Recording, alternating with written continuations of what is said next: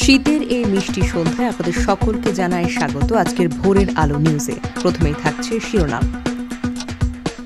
সরকার পতন হলেও ব্যবস্থা বদলায়নি, আজ ধন্যবাদ জানানোর দিন। বৃহত্তর কুমিল্লা জাতীয়তাবাদী ফোরাম ইউরোপের সভা ইতালির ব্রেসিয়া শহরে অনুষ্ঠিত হয়েছে। ইমিগ্রেশনে আটক নায়িকা। বেপরোয়া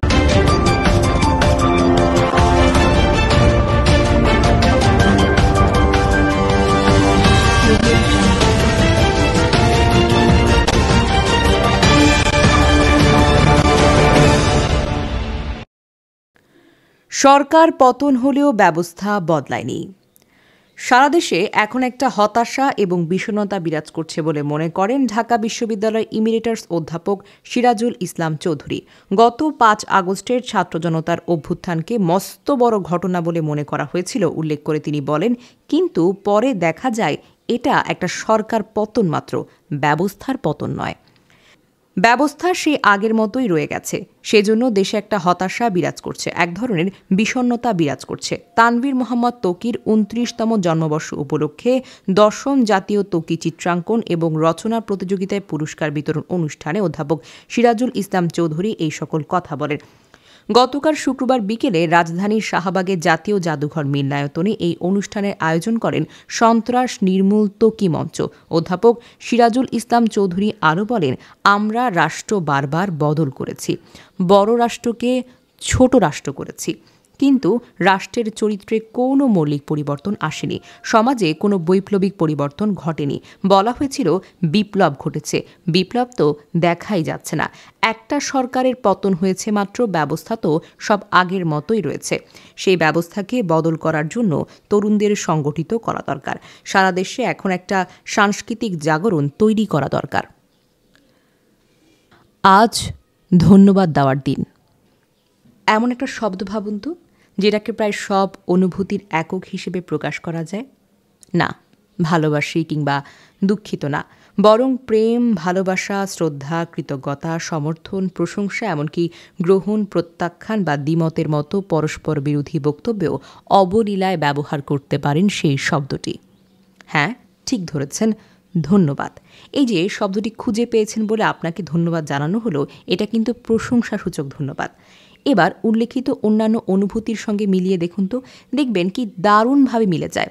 তবে সন্দেহ নেই, আমাদের দৈনন্দিন জীবনে ধন্যবাদ শব্দটি সবচেয়ে বেশি ব্যবহৃত হয় কৃতজ্ঞতা প্রকাশের জন্য।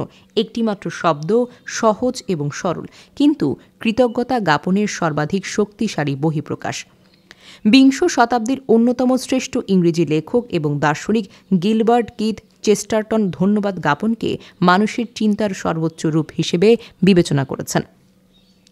তার ভাষায়, আমি মনে করি যে ধন্যবাদ তথা কৃতজ্ঞতা হল চিন্তার সর্বোচ্চ রূপ, এবং কৃতজ্ঞতা এমন এক আনন্দ যা বিস্ময়ের কারণে দ্বিগুণ হয়ে যায়। অর্থাৎ কৃতজ্ঞতা থেকে সৃষ্ট আনন্দ কেবল মামুলি কোনো আনন্দ নয়, এ যেন সত্য, সুন্দর এবং মহানুভবতার বিস্ময়কার এক শ্রদ্ধ অভিজ্ঞতা। বৃহত্তর কুমিল্লা জাতীয়তাবাদী ফোরাম ইউরোপের সভা ইতালির ব্রেসিয়া শহরে অনুষ্ঠিত হয়েছে।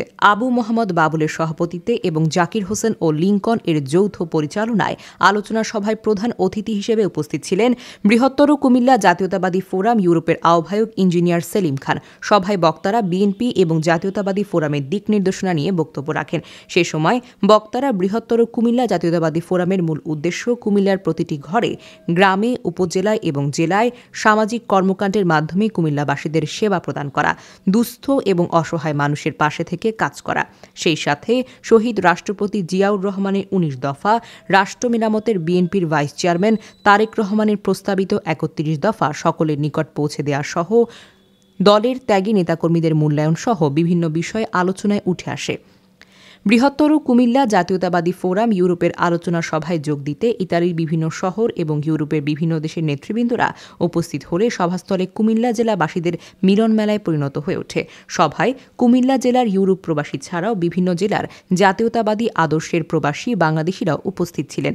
আলোচনা সভায় প্রধান বক্তা হিসেবে উপস্থিত থেকে বক্তব্য রাখেন জার্মানি হতে আগত আবু হানিফ। দায়িত্ব রয়েছে, সেই গুরু দায়িত্বগুলো কিভাবে কে কোথায় পালন করছে সেই জিনিসটি আমি আপনাদের সামনে তুলে ধরার চেষ্টা করব আজকে যারা এখানে উপস্থিত আছেন। সে সময় বিশেষ অতিথি হিসেবে বক্তব্য রাখেন ইভিএম আসাদ তরিনো। আসসালামু আলাইকুম রহমতুল্লাহি ওয়া বারাকাতুহু। সম্মানিত উপস্থিতি এবং মঞ্চে উপবিষ্ট আমাদের কুমিল্লা জাতীয়তাবাদী ফোরামের আহ্বায়ক, সাথে বক্তব্য রাখেন অস্ট্রিয়া থেকে আগত মাহবুবুল ইসলাম। আমন্ত্রণ করার জন্য দেশবাসীকে অনেক অনেক ধন্যবাদ জ্ঞাপন করছি। ইতালির মিলান বিএনপির সাবেক ভারপ্রাপ্ত সভাপতি আবদুল্লাহ আল মামুন, ইতালির ভিসেন্সা বিএনপির সিনিয়র যুগ্ম সাধারণ সম্পাদক কাজী সাত্তার, এছাড়াও মিলান, তরিনো, ভিয়েন্স, ব্রেসিয়া সহ বিভিন্ন শহরের বিএনপি এবং অঙ্গ সংগঠনের নেতৃবৃন্দের মধ্যে বক্তব্য রাখেন জুয়েল পাশা, আবু বকর সিদ্দিক, শরীফ হোসেন, আনিসুর রহমান, জাকির খন্দকার, আফতাব উদ্দিন শাকিল, আরিফ হোসেন সহ প্রমুখ। পরিশেষে প্রীতিভোজের মাধ্যমে সভা ও মিলন মেলার সমাপ্তি ঘটে। ইমিগ্রেশনে আটক নায়িকা। ঢাকা থেকে সড়কপথে সিলেট বিমানবন্দর হয়ে যুক্তরাজ্যে যেতে চেয়েছিলেন চিত্রনায়িকা নিপুণ আক্তার, কিন্তু গোয়েন্দা সংস্থার আপত্তিতে সিলেট ওসমানী আন্তর্জাতিক বিমানবন্দর থেকে তাকে ফিরিয়ে দেওয়া হয়। পরে গোয়েন্দা সংস্থা নিপুণকে অভিবাসন পুলিশের কাছে হস্তান্তর করে। এই কারণে সড়কপথে সিলেট বিমানবন্দরে গিয়েও এই নায়িকার আর দেশের বাহিরে যাওয়া সম্ভব হয়নি। সিলেট মহানগর পুলিশের উপকমিশনার মোহাম্মদ সাইফুল ইসলাম ভোরের আলো নিউজের সাথে কথা বলেন নিপুণের সঙ্গে।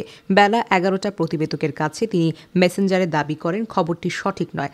তবে সিলেট ওসমানী আন্তর্জাতিক বিমানবন্দরের পরিচালক হাফিজ আহমেদ বলেন, সিলেট ওসমানী বিমানবন্দর থেকে আজ সকাল 10টায় বাংলাদেশ বিমানের একটি ফ্লাইটে করে যুক্তরাজ্যে যাওয়ার জন্য বিমানবন্দরে ইমিগ্রেশনে গিয়েছিলেন চিত্রনায়িকা নিপুণ আক্তার। এ সময় একটি গোয়েন্দা সংস্থার আপত্তিতে তাকে আটক করা হয়। বেপরোয়া লাইক এবং সাবস্ক্রাইব করে ভোরের আলো নিউজের সাথেই থাকুন।